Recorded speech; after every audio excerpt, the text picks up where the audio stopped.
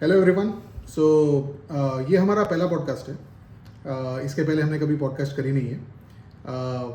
और बेसिकली हमारा कन्वर्सेशन है किसी टॉपिक पे जिस पे आपको होप मज़ा आएगा। हम बॉस्टन में रहते हैं, हम पहले इंडिया में रहते थे। इंडिया में भी हमने काफ़ी सिटीज़ चेंज करी है और जॉब के चक्कर में काफ़ी बार हमने सिटीज़ वगैरह चेंज करी है। और जब भी हम शिफ्ट करते थे एक नया कोई तो समस्या हम फेस करते थे, और ये सभी फेस करते हैं, ऐसी बात नहीं है।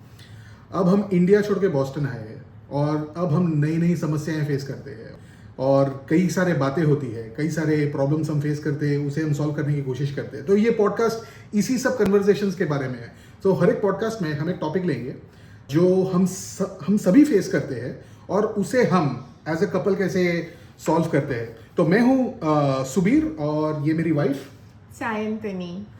और welcome to our podcast House of Royce. House of Royce, yes.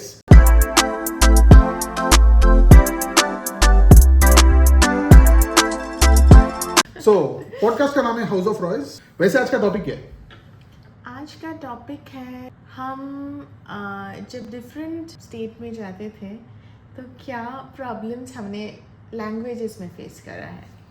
Okay, सो मैं थोड़ा सा इलेबोरेट करता हूँ ये टॉपिक को। तो बेसिकली क्या हुआ है कि इंडिया में हमने काफ़ी स्टेट्स में मूव करी है। हम पहले मुंबई में रहते थे, मुंबई से हम हैदराबाद गए, चेन्नई गए, अहमदाबाद गए, दिल्ली गए, और हर एक जगह पे लेकिन एक कॉमन थीम था कि भैया इंडियन लैंग्वेजेस चल जाती है तो ज़्यादा टेंशन नहीं आता था। हाँ, चेन्नई में थोड़ा बहुत चैलेंजेस आता था कभी कभार, क्योंकि लिए तमिल वहाँ पे मोस्ट कॉमन लैंग्वेज बोली जाती है और क्योंकि लिए हम देवनागरी लैंग्वेजेस बोलते हैं तो थोड़ा सा दिक्कत होता है। बट ठीक है यार, वो भी इंडिया का पार्ट है तो प्रॉब्लम उतना नहीं होता, वो चला लेते थे। लेकिन अब जब हम बॉस्टन आए इंडिया से, तब थोड़ी सी नए टाइप की चैलेंजेस आई है when it comes to language.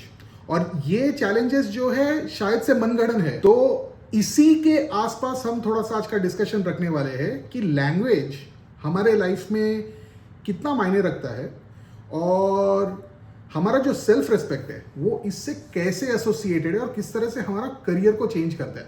आप अगर इंडिया से हो और या आप शायद से कोई भी डेवलपिंग कंट्री से हो तो सबसे बड़ा दिक्कत आपको तब आएगा जब आपको इंग्लिश बोलना नहीं आता। जैसे इंडिया में होता है, इंडिया में अगर आपको इंग्लिश नहीं आता, आपको इस तरह से जज किया जाए कि भैया आप कहीं के नहीं हो, राइट। तो अब हम तो आए हैं विदेश में जहां पे इंग्लिश माना जाएगा कि शायद से प्राइमरी लैंग्वेज होगा सारे बिजनेस करने का या जो भी इंटरेक्शन है वो होने का, राइट। तो वो जो लैंग्वेज चैलेंजेस है वो यहाँ पे कितना एम्पलीफाई होता है, क्या होता है, उसके ऊपर थोड़ा सा हम सलाह मशवरा करेंगे। तो यहाँ पे एक्सपर्ट मेरी वाइफ है, वेरी ऑनेस्टली, क्योंकि लिए वो ये चैलेंजेस फेस कर चुकी है इंडिया में भी और यहाँ पे भी फेस शायद से करती होगी। तो वही मैं इनको पूछना चाहता हूँ कि आपका जर्नी क्या था ये इंग्लिश एज ए लैंग्वेज को अडॉप्ट करने में, क्योंकि आपने तो मास्टर्स बंगाली में करी है, आपका पूरा लाइफ जो है वो बंगाली के आसपास गुजरा है, राइट। वो आपका मदर टंग ही नहीं, वो आपका शायद से पूरा चाइल्डहुड लैंग्वेज और एडल्ट लैंग्वेज भी शायद से वही था, कोई और लैंग्वेज तो उसमें था नहीं, राइट। आपने हिंदी तो भी काफी अच्छे से पकड़ लिया जी। और आपने इंग्लिश भी पकड़ा, मुझे पता है कि आपने इंग्लिश काफी अच्छे से ग्रास्प करा है, लेकिन काफी चैलेंजिंग जर्नी था। तो थोड़ा सा बताइए क्या था वो जर्नी। एक्चुअली मेरे लिए काफ़ी मुश्किल था इनिशियली। जब मैं मुंबई आई थी शादी के बाद, तब हम लोग जहाँ से थे वो महाराष्ट्रियन डोमिनेटेड प्लेस था, तो मराठी बोला जाता था ऑटो में, बसेस में एंड ट्रेन्स में, और उसके साथ हिंदी भी। जो होता है सबसे बड़ा लर्निंग आई थिंक रोज़ की लाइफ से होता है। तो आप जब डेली ऑटो वाला के साथ बात कर रहे हो, डेली जब आप फिश मार्केट में जा रहे हो, डेली जब आपके नेबर से बात कर रहे हो, तो थोड़ा थोड़ा मराठी एंड हिंदी मैंने सीख लिया था। और वो ही जब आप डिफरेंट स्टेट में ट्रैवल कर रहे हो तो फिर उसमें ही आपका थोड़ा सा वो इम्प्रूवमेंट आ गया, ऐसे मैंने सीखा है। पर वो भी था मुंबई में, मुझे वो भी फील हुआ था कि आप अगर हिंदी नहीं जानते हो तो लोग थोड़ा सा वो आपको हिंदी नहीं पता, ऐसे थोड़ा सा डिफरेंट तरीके से लोग देखते थे। तो एक ये जो लैंग्वेज का जो एक बर्डन किसी के ऊपर रहता है वो काफ़ी मुझे लगता है कि वो सही नहीं है। What do you think? सही या गलत का पॉइंट आई डोंट थिंक है इसमें, बिकॉज अभी मैं अगर कोई एक स्टेट में जाना, जैसे हम चेन्नई गए थे, राइट? हाँ। चेन्नई जब गए थे वहाँ पे मोस्ट इम्पोर्टेंट लैंग्वेज था तमिल। जी। मेरे को तो आती नहीं है, लेकिन वहां पे जाने के बाद इनिशियली तो मुझे चैलेंजेस लगा कि यार इन लोग, अगर अब मैं तमिल में नहीं बात कर पा रहा हूं तो ये लोग मेरे से शायद से दोस्ती नहीं करेंगे। जी। और मेरे ऑफिस में मेजॉरिटी लोग तमिल में बात करते जी। थे, राइट? लेकिन लोग बहुत अच्छे थे।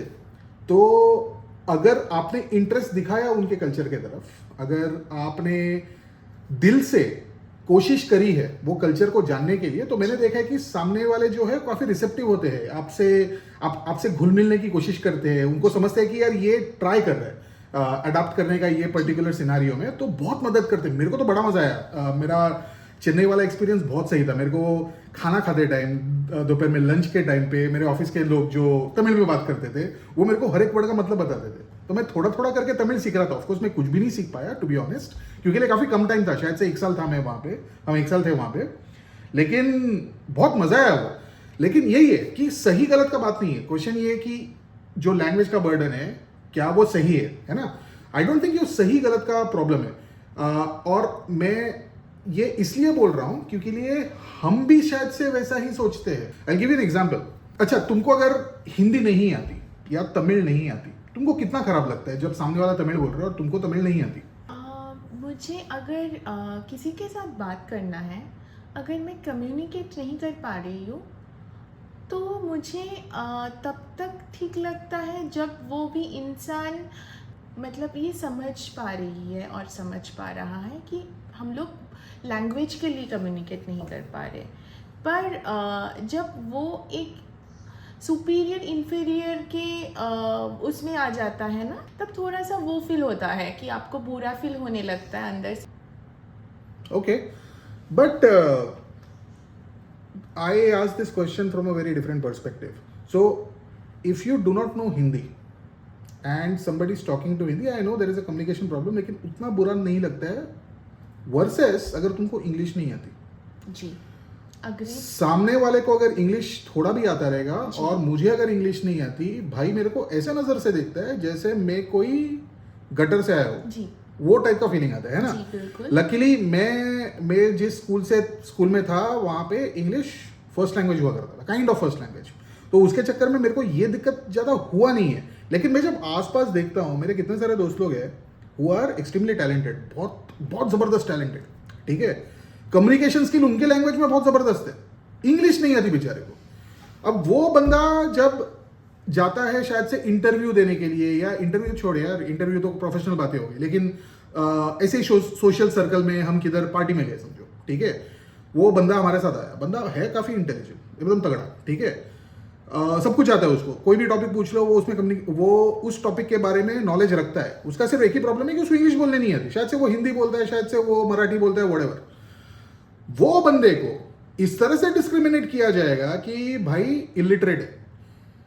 सो मैं वो सारे जो क्वेश्चन है मैं इस हिसाब से पूछ रहा था, क्योंकि लिए तमिल तो मेरे को भी नहीं आती, लेकिन मेरे को कभी ऐसा इंफीरियरिटी कॉम्प्लेक्स नहीं आया कि मैं वहां पे गया, मेरे को तमिल नहीं आती बोल के मेरे को पब्लिक इस तरह से देख रही कि यार ये कहाँ से आ गया, राइट? लेकिन इंग्लिश अगर नहीं आती होगी तो अलग ही लेवल हो जाता। एब्सोल्युटली। सो मैं वो वाला पूछ रहा था कि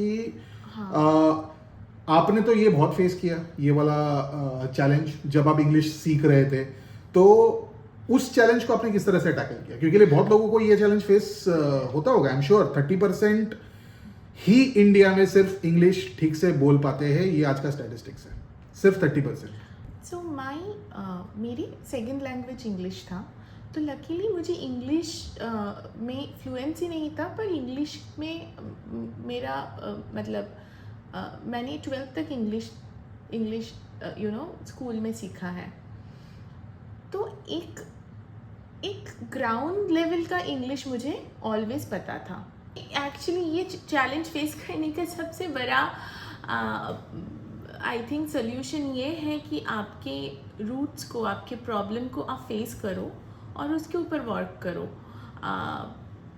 पर ये काफ़ी ज़्यादा फील बैड जैसा फीलिंग है, मतलब आपके सामने वाले लोग आपके दोस्त you can not take part to that conversation, और कुछ भी आपकी जो भी चल रहा है, अगर all of them are speaking English and you can not तो थोड़ा सा वो बुरा फील तो होता है, पर वो acceptance is the right way to. Acceptance यानी you don't know English and I have to work on it. I agree. I think vulnerability सबसे बड़ा क्वालिटी है किसी भी इंसान का कि Yeah. बिना डरे सामने फेस करो और बोलो कि भैया मेरे को नहीं आता। So I have done that so many times. मैंने कहा है कि I don't know, और मुझे ऐसे भी लगा why learn English? I mean क्योंकि मैंने मास्टर्स किया है बंगाली के ऊपर, और या मेरा शादी हो गया मुंबई में, आई नो, पर मेरा पूरा कैरियर था। सो मुझे इनिशियली लगता था why learn English, I mean इतना भी मुझे इंग्लिश के ऊपर क्यों फोकस करना है बंगाली छोड़ के। But yes, also what do you think, what are the challenges people face, I think one of the challenges that you face कि तुम बहुत बार बार बोलती हो, यू नो बंद करो, इंग्लिश और बेटर होगा। But apart from that I think, और मैं आई थिंक काफ़ी बार बोलता हूँ, ये मेरा चैलेंज है, मेरे को वो करेक्ट करना है। लेकिन apart from that what I was saying was कि इंग्लिश काफ़ी जगह पे प्राइमरी लैंग्वेज हो गई है ना। And I'm not very fond of English as a language, and I will give you reasons later why. But before that, let me try to tell you कि English is a very important language for our country, okay? And don't get me wrong, I'm not a pro-English guy, but I want to give points from both the sides before I put what I really feel.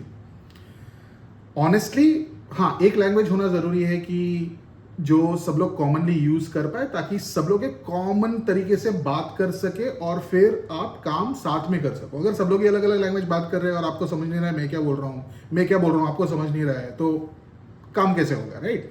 तो एक common language होने की जरूरत है, आई agree on that. तो इसलिए शायद से अगर हम इंग्लिश ऐसे एक्सेप्ट कर ले कि चलो इसको कॉमन लैंग्वेज रखें, और सब लोग ने अगर इंग्लिश सीख लिया तो शायद से हम बिजनेस में बहुत आगे बढ़ जाएंगे, राइट? लेकिन इंग्लिश तो विरासत में आई है बिकॉज ऑफ इंग्लिश रूल। क्या हम आज भी स्लेव्स है? क्या हम वहां से उभर नहीं पाएंगे कि हम हमारा जो ट्रेडिशनल लैंग्वेज है उसको पकड़ के उसको लैंग्वेज नेशनल लैंग्वेज बनाए और उसके साथ हम बात करें? जैसे हम आज हिंदी में बात कर रहे हैं, ये पॉडकास्ट में हम हिंदी में कम्युनिकेट कर रहे हैं ताकि हम बहुत लोगों को पास पहुंच सके।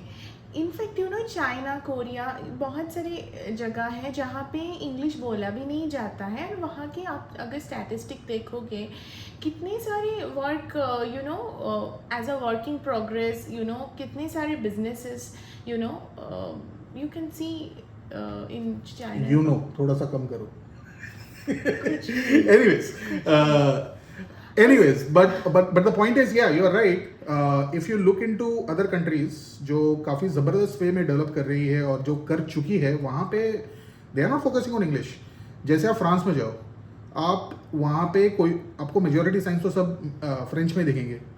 आप कहीं पे जाओ किसी रेस्टोरेंट में और आप वहाँ पे इंग्लिश में कुछ मांग लो, वो ऐसा देखेगा जैसे आप गटर से आए हो, जैसे इंडिया में होता है अगर आपने इंग्लिश ढंग से नहीं बोली तो, राइट? तो वहां पे उनका है कि भैया तेरे को अगर फ्रेंच नहीं आता ना, तू बेसिकली कुछ नहीं है, ठीक है? उनका वो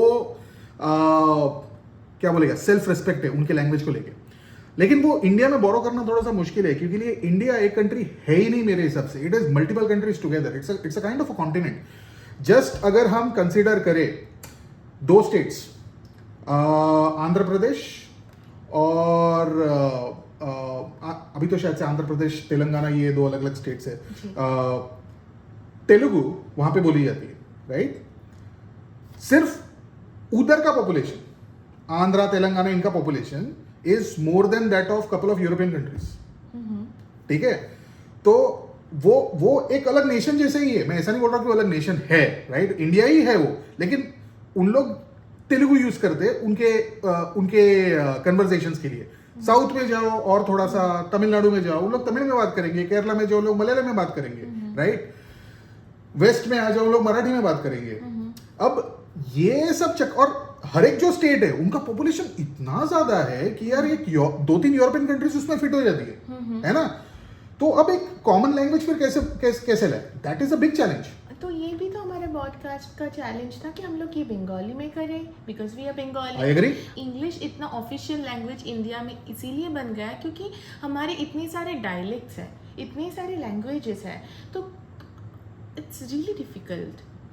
it is difficult but at the same time थोड़ा सा वो पर्सपेक्टिव भी है क्योंकि लिए ये हमें ऐसा मुझे लगता है कि at the end of the day it's a sign of our continued slavery to the English rule what went of in 1947 क्योंकि ये जो इंग्लिश लैंग्वेज है ये आया है विरासत में. हाँ. आप जो भी कॉलोनीज को देखो, अभी मैं यूएस में हूँ, यूएस भी तो कॉलोनी हुआ करता था इंग्लिश का, इसलिए तो इंग्लिश यहाँ पे इतना पॉपुलर लैंग्वेज है. हाँ. राइट. सब जगह पे इंग्लिश इसीलिए आया क्योंकि इंग्लैंड से कुछ लोग गए और वो देश को उन लोगों ने कैप्चर किया और उधर ऑफिशियल बना दिया. आई थिंक इंडिया में क्या ये मैकॉले मिनिट बोल के कोई तो एक पेपर और क्या कुछ तो रिफॉर्म हुआ था 1835 में, जहाँ पे उन लोग ने बोला यार इंडिया में जो कल्चर है वो इन्फीरियर है. ये बोला गया था उसमें कि इंडिया का जो कल्चर है वो इन्फीरियर है, हमें ब्राउन स्किन को इंग्लिश सिखाना पड़ेगा ताकि उनमें कल्चर ढांसा जाए, ताकि उनको कल्चरली ढाला जाए. एंड सो अगर हम वही चीज को आगे लेके जाके एक इस तरह का इंप्रेशन बना दे कि इसको अगर इंग्लिश नहीं आता तो इंफीरियर है, तो मेरे हिसाब से वो कॉलोनियल राज का जो मेंटालिटी है वो चले आ रहा है. ये कॉलोनियल मेंटालिटी है कि अगर किसी को इंग्लिश नहीं आता है तो वो थोड़ा सा इंफीरियर है. हाँ, आपको लैंग्वेज नहीं आती बात करने के लिए तो हम ये मानेंगे कि आप लैंग्वेज में इंफीरियर हो. आप कैसे इंफीरियर हो गए, ये मुझे नहीं समझता. That's the biggest challenge what I have. And social status in India, believe it और not, is dependent on how good you are in English. As simple as that. तुम कितने भी बड़े गधे हो, तुमको अगर इंग्लिश ढंग से आती है ना, तुमने ढंग से अगर एकदम मस्त में अपने बात कर लिया इंग्लिश में, सामने वाला समझेगा ये ढांसू इंसान है. तुम कितने भी ढांसू इंसान हो, इंग्लिश नहीं आती, तुम गटर से हो. As simple as that. But anyways वो एक चैलेंज है. सो मैं थोड़ा सा ना इसके ऊपर पढ़ रहा था कि यार ऑब्जेक्टिवली देखा जाए तो ठीक है, एक कॉमन लैंग्वेज की जरूरत है. एक बार हम इग्नोर कर देते हैं कि ये ना कॉलोनियल राज से आया है और ये जो मैंने लॉजिक दिया कि ये दर्शाता है कि हमारा स्लेवरी चले आ रहा है. राइट.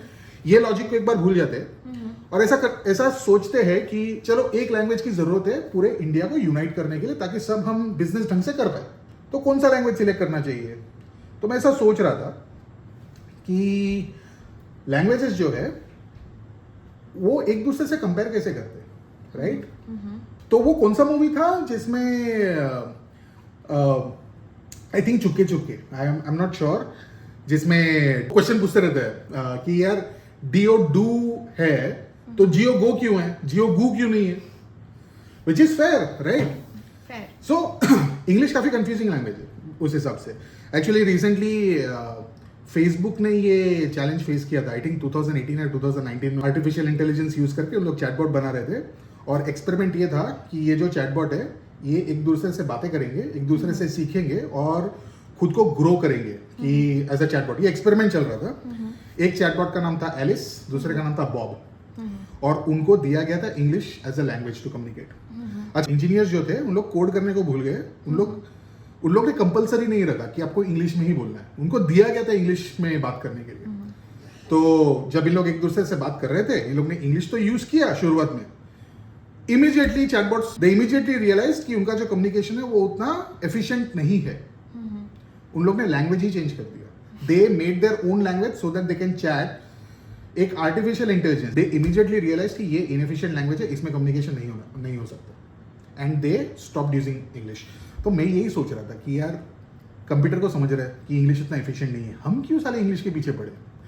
बट एनीवेज मैं और थोड़ा सा उसमें रिसर्च कर रहा था कि जो लैंग्वेजेस होती है वो बनते कैसे है. और मेरा रिसर्च उतना कुछ खास नहीं, मैं कोई लैंग्वेज एक्सपर्ट तो हूँ नहीं, लेकिन मैं थोड़ा सा रिसर्च पेपर्स पढ़ने में मुझे अच्छा लगता है वो सब पढ़ने में. तो मैंने जाना कि आई थिंक 4 टाइप के लैंग्वेजेस होते हैं. ओके. एक को कहते हैं सिलेबलिक लैंग्वेज. ऑलराइट. एक को कहते हैं अल्फाबेटिक लैंग्वेज. एक को कहते हैं लोगोग्राफिक लैंग्वेज. और एक जो है उसे कहते हैं alpha syllabic language. So English जो है वो अल्फाबेटिक लैंग्वेज है. अल्फाबेट्स है Okay. और उससे लैंग्वेज बना हुआ है. Okay. ठीक है. कुछ लैंग्वेजेस जैसे जापानीज जो है वो सिलाबिलिक है, साउंड के ऊपर है. उनके जो भी लेटर्स है वो एक साउंड को दर्शाता है. यहाँ पे एक लेटर, फॉर एग्जांपल ए जो है वो ए को ही दर्शाएगा, राइट. जो सिलाबिलिक है वो पूरा एक सिलाबल को दर्शाता है. डस्टर, तो डस्टर में 2 सिलाबल है, डस्टर. तो डस के लिए एक वर्ड, एक लेटर होगा, टर के लिए एक वर्ड एक लेटर होगा, उस तरह से. सो वो सिलाबिलिक लैंग्वेज है.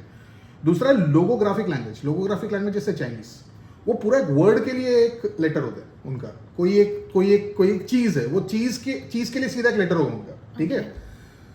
देवनागरी जो है, जो संस्कृत से डिराइव हुई है, जैसे हिंदी, मराठी, बंगाली एक्सेट्रा, इसे कहते हैं अल्फा सिलेब्रिक. अल्फा सिलेब्रिक यानी अल्फाबेट्स और सिलेबल मिला के. विच मीन्स जैसे अ हो गया, अ के लिए हमारे पास लेटर है. आ के लिए भी वैसे हमारे पास कोई अलग लेटर नहीं है, हम एक डंडा लगा देते हैं. इंग्लिश में अगर आपको आ लिखना है 2 बार ए लिखना पड़ेगा. हम लोग ऐसा नहीं करते. हम लोग अ और बाद में एक मात्रा लगा देते हैं. तो इसे कहते हैं अल्फा सिलेब्रिक लैंग्वेज. तो रिसेंटली मैं वो पेपर दिखा दूंगा.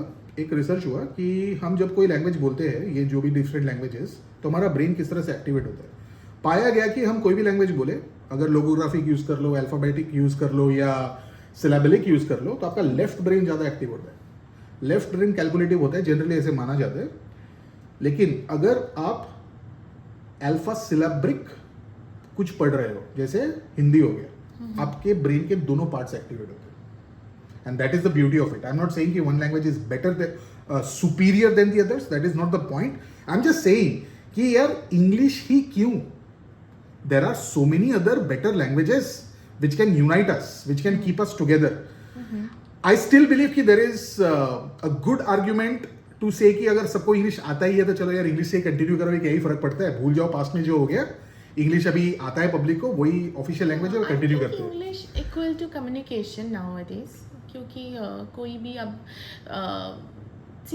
बिजनेस मतलब अभी लोकलाइज से वो ग्लोबलाइज हो रहा है बिजनेस. तो आपको अगर ग्लोबली कम्युनिकेशन करना है तो English is one of the language, you know. हम लोग जब बॉस्टन में भी आए थे, हमने एक्चुअली बॉस्टन में आने के बाद जब हमने कम्युनिकेशन किया यहाँ पे, तब मेरा जो रियलाइजेशन था कि यहाँ के जो नेटिव स्पीकर हैं उन लोग हमें यू नो थोड़ा सा स्पेस दे रहे हैं बात करने के लिए और समझने की कोशिश कर रहे हैं. पर जो इंडियंस हैं वो हमें ज़्यादा जज कर रहे हैं. मतलब how good we are in English, how fluent we are in English. ये मुझे थोड़ा सा वियर्ड लगा. और ये मुझे कैसे समझ आया, क्योंकि आपको किसी के बॉडी लैंग्वेज से तो समझ आती है ना कि how people are judging you. Correct. नहीं, सो वही पॉइंट है कि जिनका बहुत सारे मिक्स थॉट्स इंग्लिश लैंग्वेज को लेके हैं. नहीं, जो भी मिक्स थॉट्स है, I think it reflects inferiority complex on the part of the one who is discriminating, right. जिसको लगता है कि इंग्लिश ही अल्टीमेट चीज़ है, यार मेरे को अगर थोड़ा सा बोलना आता है, सामने वाले को नहीं आता है, तो मैं सुपीरियर हूँ. वो सुपीरियरिटी कॉम्प्लेक्स नहीं, वो एक्चुअली इन्फीरियरिटी कॉम्प्लेक्स को दर्शाता है कि there is some complex which is going on. India में कितने सारे ग्रामर नाजीज मेरे दोस्त लोग थे. थोड़ा सा एक आपका ऊपर नीचे नहीं हो गया तो वो भाई या बहन जो भी है आपको इस तरह से टारगेट करेंगे कि यार तेरा ग्रामर सही नहीं है, तू ये नहीं है, तू वो नहीं है. मेरे ऑफिस में काफ़ी सारे बंदे थे. ऐसा नहीं कि दिल से लोग बुरे थे, राइट, बट उनका वो एक था कि तुमको अगर ढंग से अगर ग्रामर तुम्हारा नहीं है तो तुम कुछ काम के नहीं हो, राइट. लेकिन अब I think that is completely changing. English is quite evolving language, I would say. हर एक दिन कुछ ना कुछ नया वर्ड उसमें ऐड होता रहता है, क्योंकि हम तो कैसे भी तोड़ मोड़ के इंग्लिश बोल के कम्युनिकेट कर लेते हैं आज के डेट में. व्हाट्सएप में हम कौन सा बड़ा ग्रामेटिकल इंग्लिश यूज करते हैं, कुछ भी सब उसमें लिख देते हैं और आगे चल के वो कॉमनली यूजेबल वर्ड भी हो जाता है ना. सो यू आर राइट कि एटलीस्ट मैंने बॉस्टन में भी वही देखा है कि the natives over here, they are not the ones who are discriminating against the people who do not know English, but the desis would have that inferiority complex within them, and that would get them projected upon someone who is not able to speak English, and I see that as kind of racism.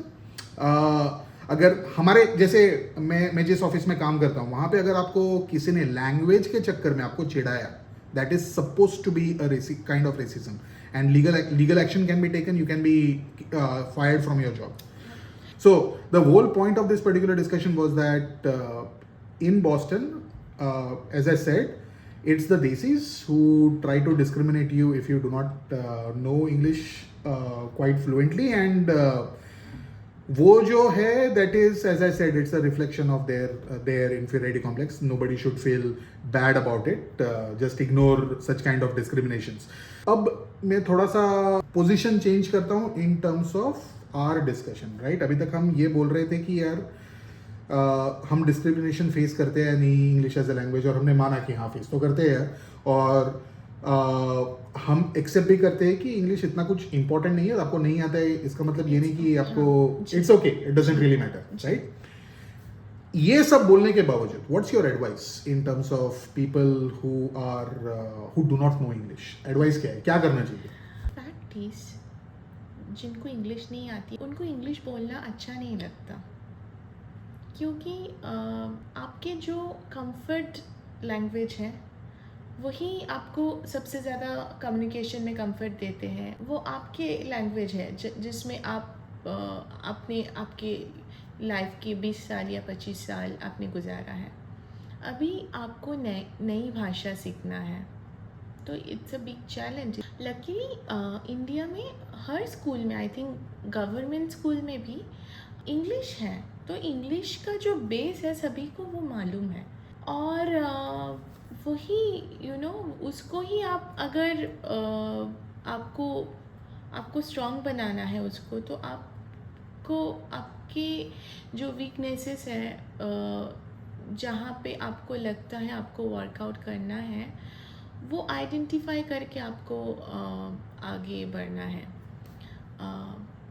मगर अगर मुझे English grammatically नहीं पता है तो easy way में कैसे grammar हम सीख सकते हैं उसको फाइंड आउट करना है, क्योंकि बहुत डिफ़िकल्ट होता है कि 25 साल की उम्र में या तो 24 साल की उम्र में आप ग्रामर बुक लेके बैठो एंड उसको आप उसको बाय हार्ट करो, या तो समझो या तो उसके ऊपर वर्कआउट करो। तो आपके जो प्रॉब्लम्स हैं उसको आपको फोकस करना है, थोड़ा सा मेहनत भी चाहिए, और आपको आगे बढ़ना है। इंटरेस्टिंग। मेरे को तो लगता है हम काफ़ी बोरिंग मैंने कहा है काफ़ी नहीं, इट्स अ पर्सपेक्टिव, एंड मुझे लगता है कि हम फालतू का इसको ज़्यादा इंपॉर्टेंस देते हैं ये पर्टिकुलर टॉपिक को। ये मेरा व्यू है, मुझे लगता है ये फालतू का टॉपिक है ऑनेस्टली। ये इम्पोर्टेंट टॉपिक है, that's why we are talking about English. हाँ, लेकिन मैं अभी डिस्कशन करने के बाद मुझे ऐसा लग रहा है कि एक्चुअली है इम्पोर्टेंट टॉपिक सबके लिए, लेकिन लर्निंग इंग्लिश इज एक्चुअली अ फालतू का टॉपिक, बिकॉज इट्स लाइक मैं अगर मेरा जॉब करने जा रहा हूँ वहाँ पे मेरे को 3-4 चीज़ें सीखनी है वो जॉब ढंग से करने के लिए। अगर उसमें अगर मेरे को इंग्लिश सीखना है तो सीखना है, अगर नहीं सीखना है तो नहीं सीखना है। जो मेरे को स्किल्स चाहिए मेरा जॉब करने के लिए वो मेरे को करना पड़ेगा। फॉर एग्जाम्पल मैं फ्रांस में जाऊँ और वहाँ पे जाके बोलूँ कि मैं फ्रेंच नहीं सीखूंगा, नहीं चलेगा ना। तुमने चॉइस बनाया है कि यार तुम फ्रांस में जाके रहोगे, वहाँ पे सारा का सारा काम अगर फ्रेंच में होता है तो तुमको फ्रेंच सीखना है। तो French becomes N operational issue, not an existential issue, ये मैं बोल रहा हूँ। तो ये एग्जिस्टेंशियल प्रॉब्लम नहीं है, अगर आपको ज़रूरत है सीख लो, नहीं ज़रूरत है इग्नोर करो, इतना बड़ा कोई है नहीं। वो जो सोशल स्टेटस वाला फंड है ना, वहाँ पे मेरे को दिक्कत है और कुछ नहीं। हमने इसको हवा बना के रखा है कि यार ये नहीं आया तो ये इसका सोशल स्टेटस, ये लोअर सोशल स्टेटस है। That is where my problem is, it is just like your skill to do your job. वो अगर आप नहीं करोगे आप जॉब में थोड़ा सा मार खाओगे, थोड़ा सा आपका सोशल कम्युनिकेशन में प्रॉब्लम आएगा, लेकिन अगर आपको सेल्फ रिस्पेक्ट होगा ना, फर्क नहीं पड़ता, डजेंट रियली मैटर, आपको पता है कि आप क्या हो। सो अगर जैसे मैं बोल रहा था कि अगर मैं फ्रांस में जाऊंगा तो मेरे को फ्रेंच तो सीखना ही पड़ेगा। उसी तरह से अगर मैं चेन्नई जाता हूँ, वहाँ पे मेरे को मेरा करियर बनाना है, तो अगर मैं तमिल नहीं सीखता हूँ तो मैं बेवकूफ़ हूँ, मेरा प्रॉब्लम है वो। मेरे को तो सीखना पड़ेगा ही, मैं तो चाहूंगा कि मैं सीखूं ताकि मैं उन मेरे साथ जो काम कर रहे हैं चेन्नई में उनके साथ मैं ढंग से काम कर पाऊँ, अच्छे से अपना बिजनेस चला पाऊँ, Exactly. राइट? तो इंग्लिश का भी वही है, अगर मैं यूएस में हूँ और सारे के सारे अगर इंग्लिश में बात कर रहे हैं, उसी में मेरा बिजनेस चलता है, तो यार थोड़ा सा सीख लेते, I agree on that, right? लेकिन इसको सोशल स्टेटस वाला इश्यू बनाना ये बेवकूफ़ी है। बट बॉस्टन में मुझे सबसे अच्छा ये लगा कि ये ना एक्चुअली अमेरिकन्स के अंदर इतना वो नहीं है कि आप इंग्लिश जानते हो नहीं जानते हो, इट डजेंट मैटर, क्योंकि इतने सारे इमिग्रेंट्स हैं यहाँ पे। हर एक जने का अलग अलग भाषा है, तो उसमें यहाँ पे थोड़ा सा मैंने वो कम देखा है। सिर्फ देसीज जो है ना वो हमें थोड़ा सा ज़्यादा जज करते हैं। यू थिंक दैट कि मैंने कहा कि नेटिव स्पीकर एक्चुअली इतने डिस्क्रिमिनेट नहीं करते हैं, this is not a bias comment, क्योंकि मैंने देखा है कि एक्सेंट को लेके भी यूएस में प्रॉब्लम होती है। अगर जिसके पास नॉलेज है और वो कम्युनिकेट नहीं कर पा रहा है, और जिसके पास नॉलेज कम है कम्युनिकेट और विद एक्सेंट अच्छे से कर पा रहा है, एक्सेप्टेंस उसका ही ज़्यादा रहता है। I don't agree on that, I partially agree on that. I would say accent का कोई लेना देना नहीं है। एक्सेंट वो अगेन मेरे को लगता है जो एक्सेंट में फेक करता है ना, वो उसको प्रॉब्लम है, कुछ तो उसका सोशल प्रॉब्लम है, उसका यहाँ पे कुछ तो खिसका हुआ। ऑनेस्टली आपको एक्सेंट नहीं चाहिए to really speak good English. English हम क्यों यूज़ कर रहे हैं? एज ए सेड, मैं अगर जॉब कर रहा हूँ और वहाँ पे सारे इंग्लिश बात कर रहे हैं, तो मेरे को इंग्लिश उतना आना चाहिए कि मैं जो बोल रहा हूँ वो समझे। उसमें एक्सेंट मार के कुछ अलग से हम एडिशनल कुछ होता नहीं है उसमें। कोई भी ऑर्गेनाइजेशन में अगर आपको ग्रो करना है, बेसिकली आप काम ढंग से करो, आप ग्रो होगे। अब बहुत सारे काम ऐसे होते हैं जहाँ पे आपको बहुत लोगों से कम्युनिकेट करना पड़ता है, राइट? अगर आप ढंग से आप काम कर रहे हो लेकिन वो ढंग से कम्युनिकेट नहीं हो रहे, तो पब्लिक को समझेगा ही नहीं कि आपने काम क्या किया। उस हिसाब से आपको कभी कभार लैंग्वेज में प्रोफिशिएंसी थोड़ा सा हेल्प कर देता है। आपको थोड़ा सा ढंग से अगर इंग्लिश आता रहेगा तो आप आपका दिल की बातें ढंग से बोल पाओगे कि क्या चल रहा है आपका, आपने कितना काम किया, व्हाटएवर, राइट? एक्सेंट का कोई रोल नहीं है वहाँ पे। इनफैक्ट आप अगर एक्सेंट थोड़ा सा यूज़ करने का कोशिश करोगे और वो फेक कर रहे हो, तो एक्चुअली सामने वाले को समझेगा नहीं आप क्या बोल रहे हो। So stick to what you are, it's perfectly fine. People should understand what you are saying, as simple as that. जैसे मेरा सबसे बड़ा प्रॉब्लम है when I speak in English is that I am way too fast. अभी भी मैं हिंदी जो बोलता हूँ वो भी बहुत फास्ट बोलता हूँ, but Hindi because as I said वो अल्फा सिलेब्रिक लैंग्वेज है, तो पब्लिक को समझ में आती है, बिकॉज हर एक जो टोन है वो मीनिंग के साथ आता है, तो मीनिंग लॉस नहीं हो जाता आप कितना भी पेस में बात करो। इंग्लिश थोड़ा सा पेस में बात करोगे, इंग्लिश पूरा वो सामने वाले को समझना मुश्किल पड़ जाता है। तो मेरा वो चैलेंज है, मैं हिंदी वाला पेस जो है वो इंग्लिश में यूज़ कर लेता हूँ। बट मेरा कंक्लूजन एटलीस्ट आज के डिस्कशन से ये है कि है इंपॉर्टेंट इंग्लिश, जस्ट बिकॉज आसपास वाले इंग्लिश में बात कर रहे हैं, उसका कोई सोशल स्टेटस से लेना देना है नहीं। This is my conclusion. It is just like any other skill, अगर आपको चाहिए तो डेवलप करो, अगर आसपास वाले बात कर रहे हैं तो, वरना कोई उतना उसको हवा बनाने की जरूरत नहीं है। That's what I feel. So I do feel in the same way कि दिल से कनेक्ट करो।